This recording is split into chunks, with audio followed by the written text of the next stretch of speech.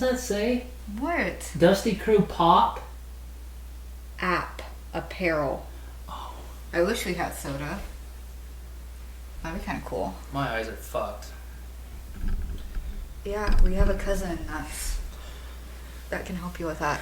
Problem is that you might notice we have podcast equipment now. We're fancy. We don't know what the fuck we're doing like usual. No. You also notice that we're not sitting on our really broken down collapsed couch. That just shows you how much money we put into racing, not our furniture. So we're doing it off the kitchen counter. Plus, we race couches. We used to. So we sit on them a lot. I just punched the microphone. I don't know if I'm supposed to be this close. No, you're going to be really loud. Can you please take a seat back? Anyways, first off, this is our episode 2 of Until Dust Do Us Part. I knew you'd get it right that time. So, welcome. We're going to be talking today about what it's like to be a married couple. More in depth. Yeah, more in depth than we went the first episode. What it's like to be a married couple in the racing. I'm 35 years old. I'm starting to talk like I'm old. You got to put the in front of it. The racing of our Maverick X3 out there. So we're kind of unique in that everyone always kind of gives us crap. A little They're bit. amazed. They can't figure out how we can do it as a married couple. No. Sometimes we probably don't know how we do it either.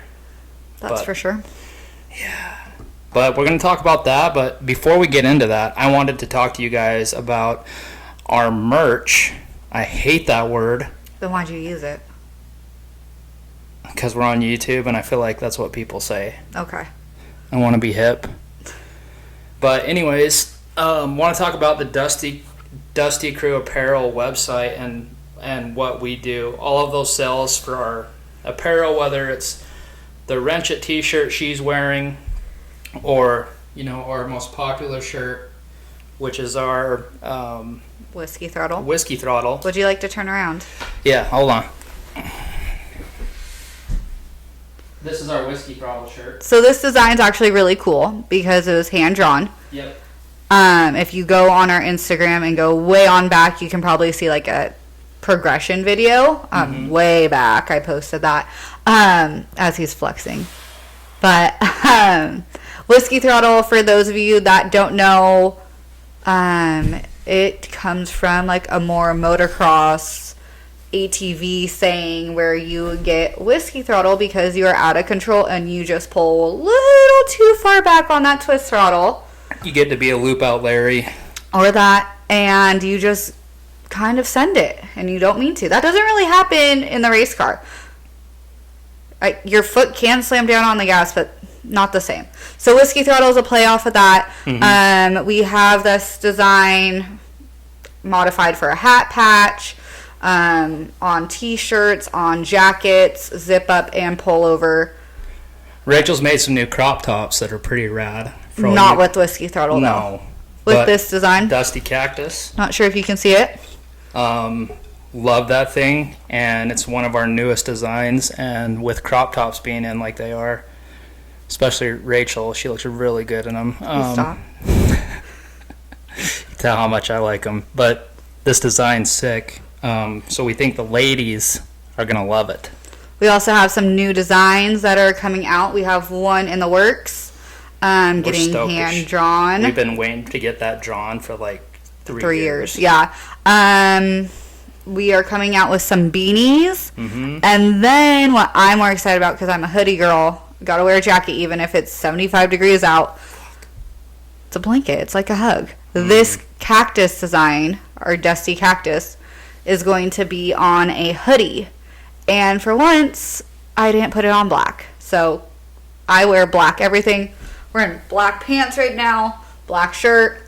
Not a lot of color in my closet. It's like our soul. Yeah, I have no soul, so I wear black. Yeah. So our jacket is going to be on a different color. So stay tuned for that. Hoping to drop it in the coming weeks. Things have been a little crazy in the apparel world, just like everything else, because it's hard to get stuff these days. Yeah, don't say the word of why. I'm not going to go there. We're just going to allude to it. I know. Yeah, we're not doing that. So there's multiple reasons why. They're all kind of connected in some way. But we're not going there. That's not what this podcast is about. Nah. One thing I wanted to show you guys, though, the reason I brought all this up, I'm gonna take this with me because I still don't know what I'm doing with this thing. But this is one of those performance hats. There's a really expensive company. I'm not going to say the name. Don't want to get sued. Blah blah blah. But it's got that little perforated design. This is a sample we got in. When was that, Rach? Like, you've probably had it for 2 months, and let me tell you, this man wears the crap out of his stuff. Yeah. He wears it in the race shop, so there's grease on it. He wears it to the river. He wears it to the race. This hat has been tried and true. It's been tested in all conditions, and it looks brand new still. Yeah, it's super lightweight. It's water resistant. It's definitely not waterproof. I'm not going to throw that out there, but we think we're going to be bringing some of these bad boys in. We're going to do a flat embroidery because we're not into the 3D thing that much. This is just a sample that we got. Mm-hmm. So we're going to switch that up, but let us know in the comments below what you think about this old hat right here. And that should be nice. Yep. So, but it will probably be in black because, once again, black is the best color out there. For show. Or some camo. Oh, yeah, black and camo. Sorry. Mm-hmm. Sorry if you don't like either options for your apparel. That's what we bring to the table. Maybe even some black camo. Ooh. That'll be good. Stop with that. Oh, man. Oh, Lord. Anyways, so that's enough of the pleasantries talking about our... You're literally talking into this like you're a radio host. Stop. I am going to just plug in the Dusty Crew website below. It's dusty-crew.com if you'd like to go check that out.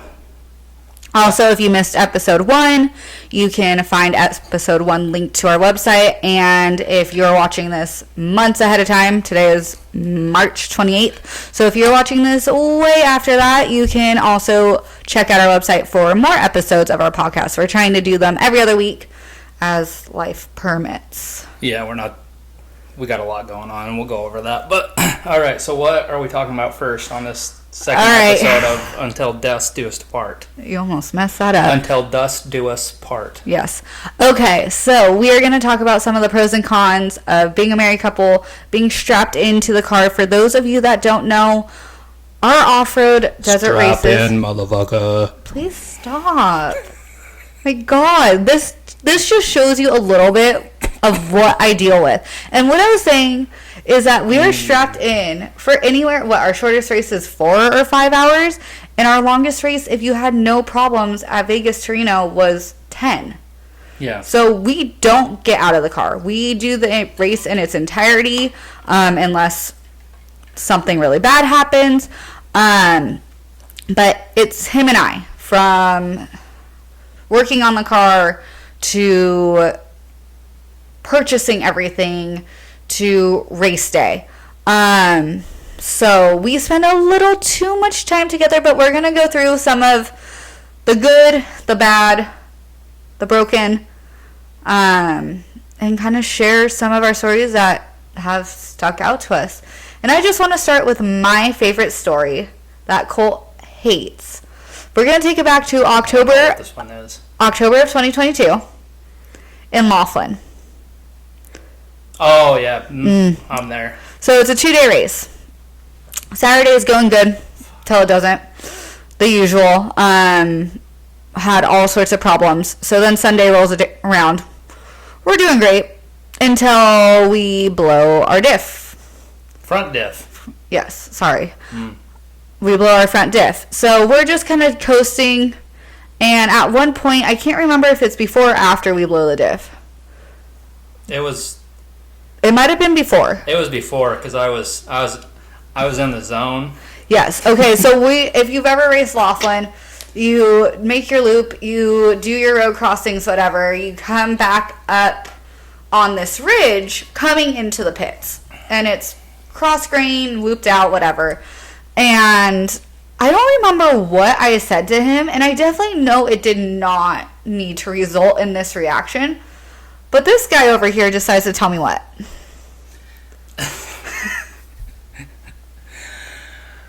I know I'm gonna get judged on this. Don't care. But I said, shut the fuck up and let me, what did I say, concentrate or Yeah. figure this out. So this comment would make you think that I don't shut up. I really don't talk that much as a co-driver. I say what I need to say. I'm not a big talker. But he was just in the zone, and it probably came along the lines of like, we're coming into the pits. Just take it easy. We'll get this figured out. Something along that line. He doesn't like when I tell him to drive smart. Which I don't do it a lot unless you really need to be like knocked out of it. But so he tells me to shut the fuck up. I'm not upset because he said the word fuck. I'm not really upset about what he said because we cuss a lot, if you guys haven't learned that. But I decided to be the stubborn asshole that I am and decided not to talk to him for the next entire loop. We have done Laughlin many, many times. So it's not like I need to call out dangers. We weren't in anyone's dust at the time. So I just sat there real quiet, kind of sat back, held my arms, wasn't even holding on to the handles, just kind of chilled for a little bit. And we roll around the same location of where the shut the fuck up comment came out. And this guy decides to start apologizing. Well, first of all, you said something that clearly upset me. Obviously. And it probably wasn't even a big deal, you're right. But at the time, it was the biggest fucking deal on the planet. And my brain was, I think we were in some type of battle. And it was like we were Randy Macho Man Savage. Oh, please don't. And the other person was Hulk Hogan, and we're the power. And we're looking for that power to send us to the ionosphere. I know you're channeling Steve right now. I am. Our buddy Steve. Bukowski. Sorry, fuck, that was hard. I was channeling that. But I'm pretty sure that was going on, and then all of a sudden she's saying something, and it's fucking up my power moment with Hulk Hogan. Cream of the crop. Cream of the crop rises to the top. I'm there. I feel it, and she's not feeling it with me. So I just basically snapped. I had to boot her out of the conversation I was having with myself. So that's my story. And then, like she said, the next lap, because she's not saying a fucking word to me, and Laughlin is a dirty, dusty piece of shit. And tell us how you really feel. And there's holes everywhere, and he's being dramatic. And I'm a bit of a squirrel, and sometimes I come into a corner a little too hot, or we're battling with someone, and it's like, I could have really used some fucking help back there, and I know that I fucked up at this point, boys and girls, so And the loop's like 17 miles or so, yeah, probably 30 minutes of me just chilling. It was really relaxing. Yeah, not for me. Because I was like, "Are you gonna?" I probably. I know I didn't. Say anything. I know I didn't say that. You didn't say a thing the entire lap because you were waiting for me to say something. Yeah, I was tiptoeing, but I finally asked, "Are you gonna talk to me?" And I said, "Nope." I was told to shut the fuck up. And then we just kept having the conversation. Oh, I'm sorry, babe. You know, I was in the moment. As we're racing, this is happening. We're still hauling ass. So, and then the diff goes. Yep. Some point after that. So none of my ionosphere talk of didn't even matter. Randy Macho Man Savage and Hulk Hogan happened. It didn't fucking even matter. We weren't getting on the podium that day because of our diff. Nope. But we shut the diff off, obviously, and we were just on the rear axles, but we didn't take out any rear axles that race. No. So that was a positive. That was. Even though I told you to shut the fuck up. Yeah, we have some good memories in Laughlin. Something always happens. Literally, the car will be flawless. We will test it. It will be beautiful. The second we unload in Laughlin, a random code will just like, bing, and go off. Every freaking time. We have never gone to Laughlin and had like a relaxed pre-race day. You know, you guys will, if you guys are racers, you're always going to have that one course, that one track. We have a lot of those though. This one, though. This one's extra worse. Like, extra bad. I don't think extra We worse always is feel the good best. for Silver State, and then that turns to Silver shit. State just hates us. But Silver State's fun. Yeah. Laughlin is not so fun. So this is that track for us. Laughlin has a lot of turns, and it's more like me coming from the type of racing I grew up doing. Laughlin to me is like a works course, a short course style with lots of turns. And you're confined, especially in the infield off the start line. I don't like that. I never race moto. I'm a desert racer. Don't come near me. Like, hold your line. Stay away from me. So, like, You stay the fuck over there. Pretty much. Do not come near me. Which is like a flashback to the start of Mint 400 a few weeks ago. But anyways, every time we go to Laughlin, there's this one corner that hasn't been in the last few races. But literally, I told Colt, it was a 10-lap race.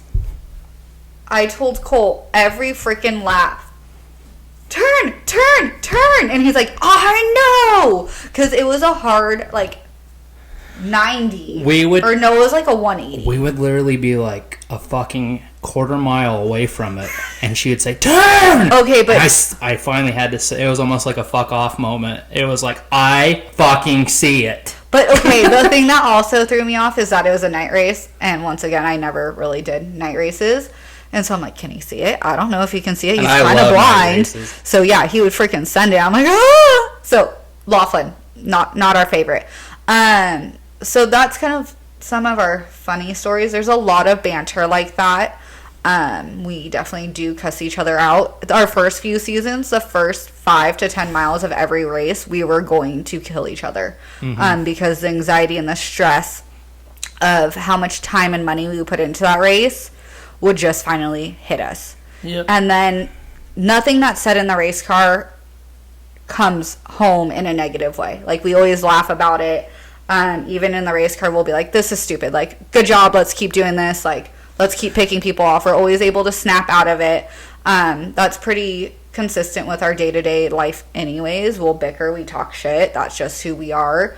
And I don't think a lot of people understand how we even like each other with how much shit we talk. But that's how we show love.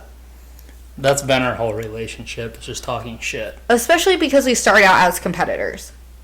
Mm-hmm. Like, we didn't start racing together. We've been together 10 years, and we didn't start racing together until 4 years ago as a team. So that's been part of it. But then with the fun also comes the bad. We've also had those bad conversations of, if the car is on fire, save yourself. Those are some really hard conversations to have, especially as we're looking to start building our family. And not just with fur babies, but that's something that you really have to think about. And I think about all the time. Like, if the car was on fire and Colt was knocked out, how the hell am I going to pull him out? I've tried to explain this to you. I'm going to have, like, that super strength because of adrenaline. Strength. But, you know, like on... It would be different if I didn't have to pull you up and out of the window. Like, if the door opened... What's going to happen is...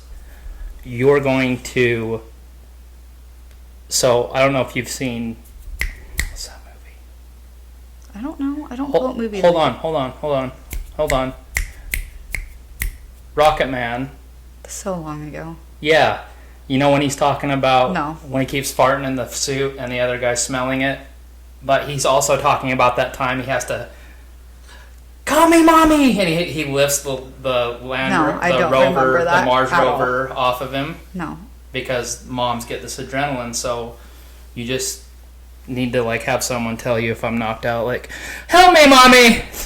Well, if you're knocked out, you're not going to be saying that. We'll do a recording. Okay, perfect. You can keep it in your phone. I'll record it into our AIM panel. And then you just be able to lift that fucker over. Okay. And then... I'm here, and then you can just pull me out. Yes, because it's that easy. But we've talked about that. Or even going back to November at the Tonopah race. So, those that don't know, I broke 4 vertebrae in my back at that race. We were 5th off the line, came around a corner. The main line was here, but it wasn't marked the greatest, so we came up on it too fast, but saw 2 other lines kind of before the main line. And so it was a safer option at that point, so we thought, to go off that main, or those alternate lines. Like I said, 2 other UTVs had already done it. We were 5th off the line. So 2 out of the 4 did it and survived. With our luck, we just hit the other side.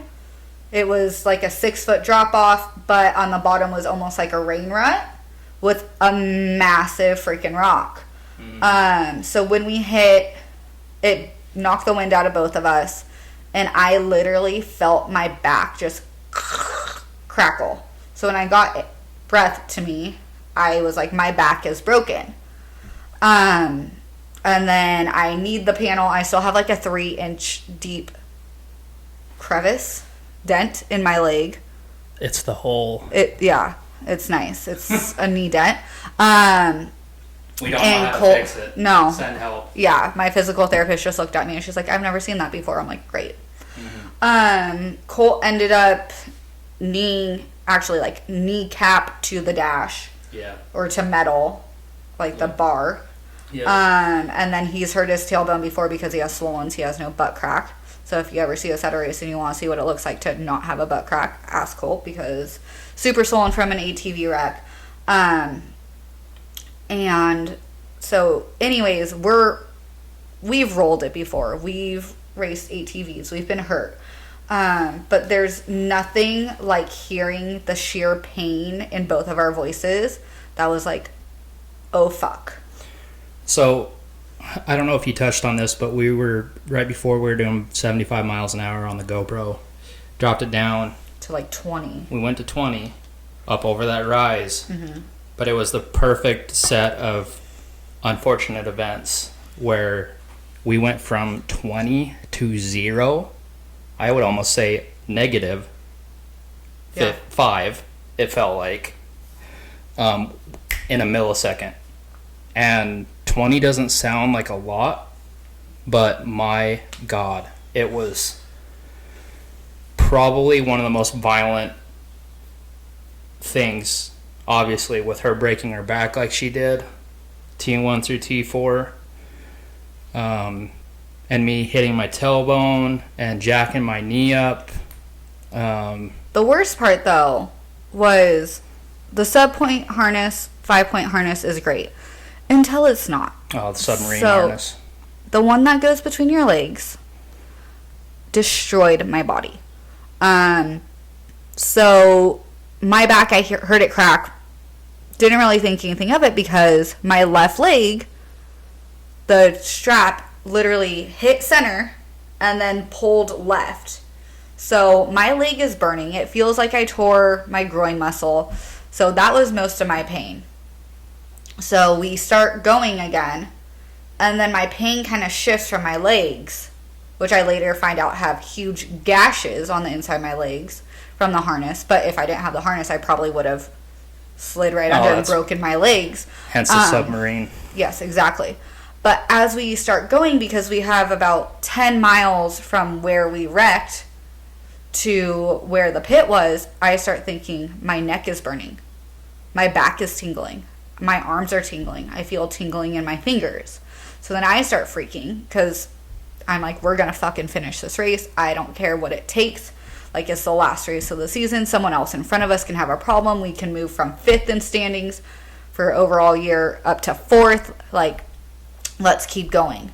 And then my thoughts just keep going, like paying more attention to what's going on with my body. And it's that, oh, fuck. I can't say anything to him because I can't have him come apart right now.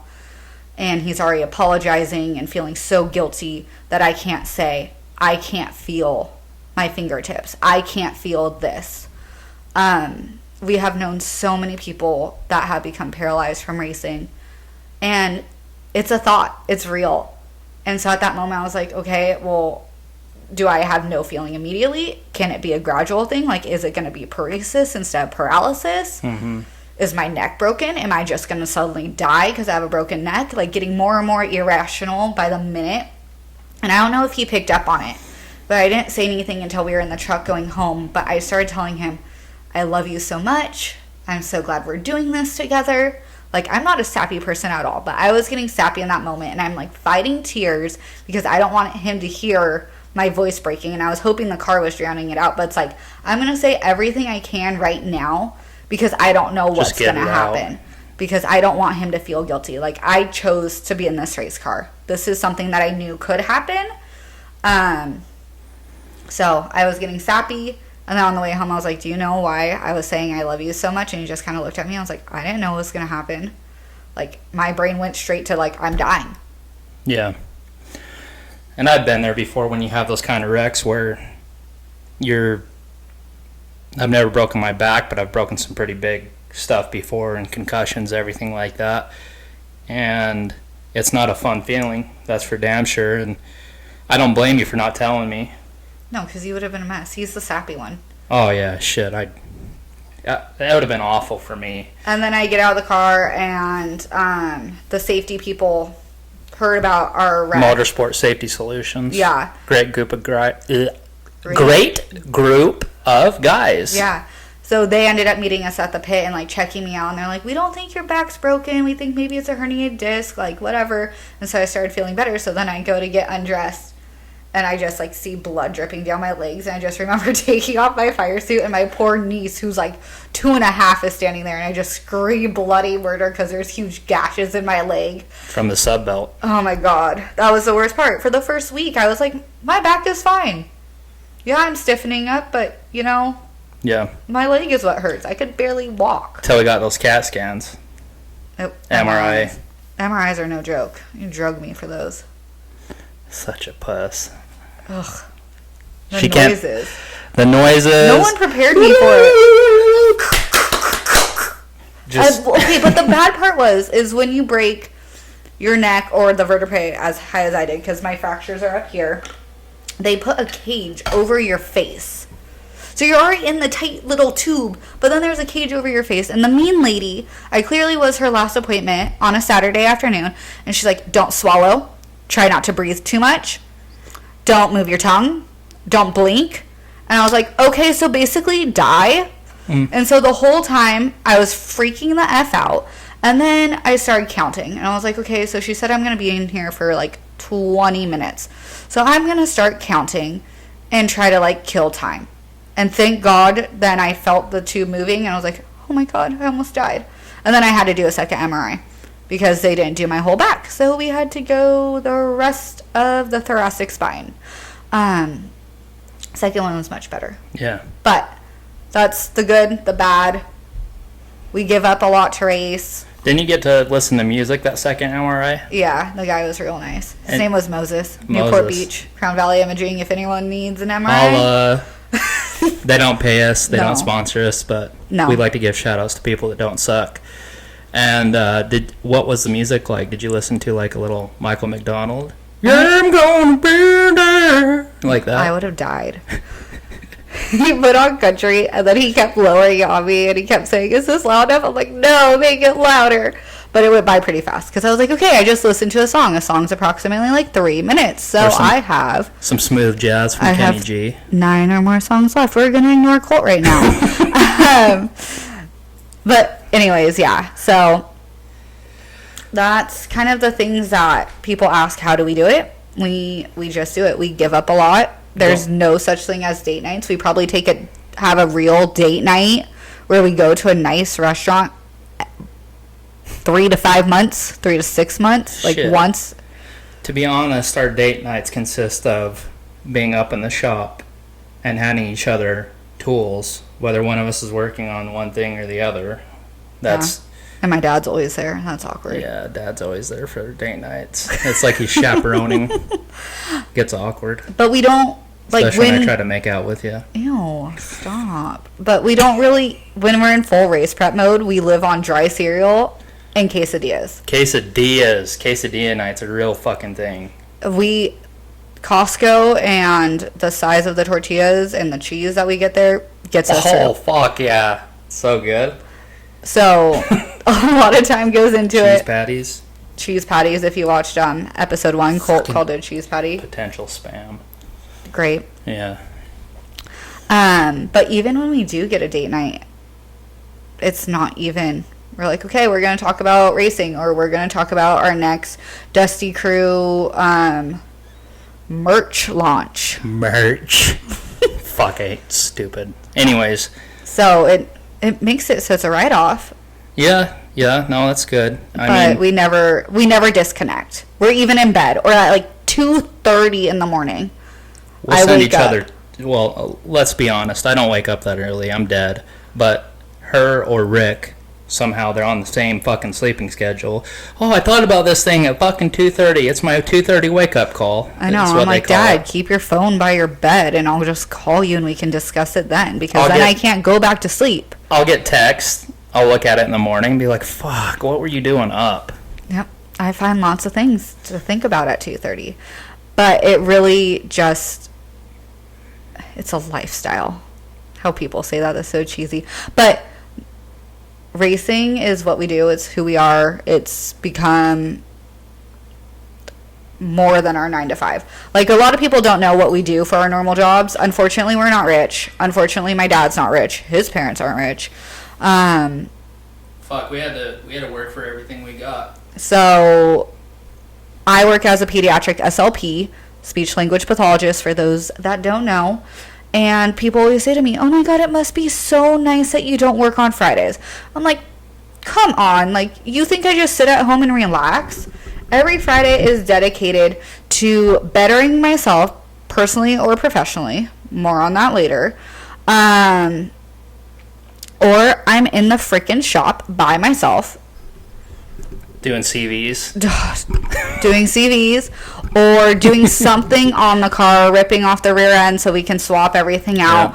Yeah. Doing something. So there are no days off. We get home from work and we're up in that shop. Just to work again. Yeah, we don't. And then Colt has his normal job. Yeah, I mean, you say what you did? Yeah. Oh, so sorry, brain. But I work for System 3 Off-Road and High Lifter Tire and Wheel. That's my regular, call it 9 to 5. And then, drive home. Then I do social media. Have some accounts that I do there on the side. Then I work on the race car. Coming up with different ideas for Dusty Crew with Rachel, or I'm lasering shit, because we also custom laser engrave all this type of stuff, and the day just never ends. And so when people say must be nice, and I've even said that type of shit before, no one knows how hard it is, because we don't explain it, because it's stupid to be able to explain that shit. Kind of like we're doing it right now, but like, just give you an insight of what we do. But the must be nice comments bullshit, because no one sees, and I'm going to use the term behind owner, yeah. You don't ever know what someone's truly going through, whether it's like a personal, emotional thing. Or how they work to get to somewhere. Exactly. You don't get to shut off at 5 p.m. Oh, I wish. Yeah. I don't even know what it's like. And we've had like a week off here or there, like very rarely, and we look at each other and we're like, what the fuck are we going to do now? Yeah. So it's also our own fault, because we don't know how to just work 8 to 5, 9 to 5, whatever it's supposed to be. Because we don't do it. That's not how we're programmed. That's not how our brain works. We're young. We're going to fight and build what we want for our future now, while we're almost 30 and 35. I'm 35. But as Andrea says, her sister, halfway to 70, bitch. She doesn't add the bitch. We don't use the term bitch in my house. I just used it. You did. But you never know what someone's going through. So try to attack me. Just because someone's racing doesn't mean they're rich. Doesn't mean mommy or daddy's paying for it. Mm-mm. We are poor because we are race car rich. We are. And we're rich in memories. We are. Good and bad. It's beautiful, really. Mm-hmm. Mm-hmm. And that's why we're bringing you into this. Maybe we'll play some smooth jazz later. I know. You're really getting into like this smooth jazz mode. Yeah. love smooth jazz. Anyways, so yeah, I mean that's in essence that's what we do throughout the week is we just basically don't Grind. stop. And when we do stop, we do not know what to do.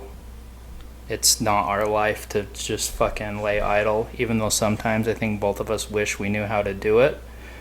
But there's a real anxiety. And the thing is like, people that are our age, more so her age, are all going out still and drinking and partying like every single night, and that's totally fine.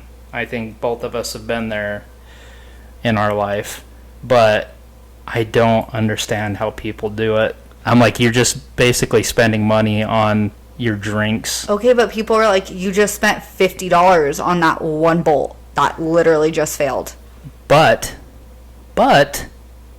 is that drink going to come back around and give you some type of monetary gain? Maybe they come up with something genius. No. To each their own. Everyone can spend I their get money that, as and I their- said that. That's cool if you're into that. But this is what we're into, and people think we're fucking nuts. But on the other side, we think people are fucking nuts for what they do. Yep. We're nuts together. Mm-hmm. Nuckin' futs. Sure. Mm-hmm. That sounds See a what I lot did worse that? than it. I know. Than it is. Nuckin' I futs. F-U-T-S. I was going to go with a Z. no. No. All right. So what's our next topic here? For our next time?